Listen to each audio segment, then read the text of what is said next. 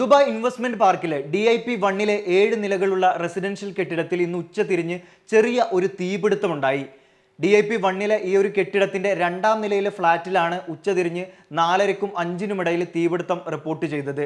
നിരവധി കുടുംബങ്ങളും ജോലിക്കാരൊക്കെ താമസിക്കുന്ന ഒരു കെട്ടിടമായിരുന്നു ഇത്. തീപിടുത്തമുണ്ടായ ഉടനെ തന്നെ ദുബായ് സിവിൽ ഡിഫൻസും പോലീസും ഒക്കെ എത്തി സ്ഥിതിഗതികൾ നിയന്ത്രണ വിധേയമാക്കിയിരിക്കുകയാണ്.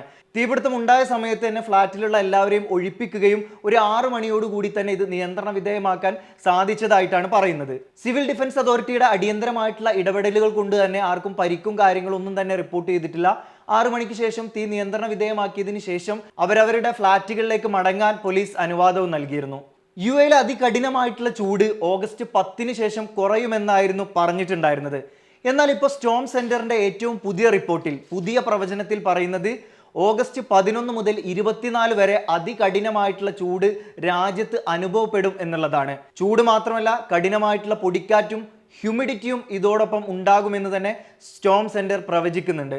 ഇനി എപ്പോൾ ചൂട് കുറയും എന്ന് ചോദിച്ചു കഴിഞ്ഞാൽ സെപ്റ്റംബറിന്റെ തുടക്കത്തിലായിരിക്കും താപനിലയിൽ കുറവ് അനുഭവപ്പെടാനുള്ള സാധ്യതയുള്ളത്.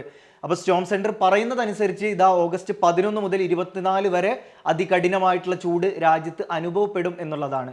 ദുബായ് അൽ ഖുസൈസിൽ മരിച്ച നിലയിൽ കണ്ടെത്തിയ ഒരാളുടെ മൃതദേഹം തിരിച്ചറിയാൻ സഹായം അഭ്യർത്ഥിക്കുകയാണ് Dubai police. Al Qusais station പരിസരത്ത് നിന്നാണ് ഇയാളുടെ മൃതദേഹം കണ്ടെടുത്തത്. യാതൊരുവിധ രേഖയോ മറ്റൊന്നും തന്നെ ഇതിന്റെ കൂടെ ഉണ്ടായിരുന്നില്ല. പിന്നെ അത് മാത്രമല്ല, ഒരു മിസ്സിംഗ് കേസൊന്നും ഈ അടുത്ത കാലത്തായിട്ടൊന്നും റിപ്പോർട്ട് ചെയ്തിട്ടില്ല.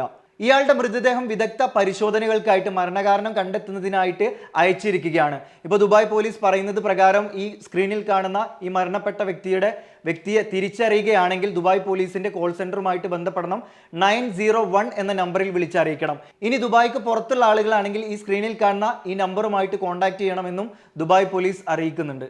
Night updates supported by Hashim Hypermarket, Kalyan Jewellers, Lulu, Partha Signature, Abu Shagara Sharjah, White House Advocates and Legal Consultants, Ayurveda RS, Tasi Gold and Diamonds, eLessons.net, Explore Education, Kisa Floor Mills, Best Express Cargo, Travel and Movers, Fira Foods, Ayur Satya Ayurveda, Gold Star Rent-A-Car, Al-Usud Cargo, Ar-Rahmani Perfumes, Areen Group of Companies, Ayurmana Ayurveda and Panchakarma Center.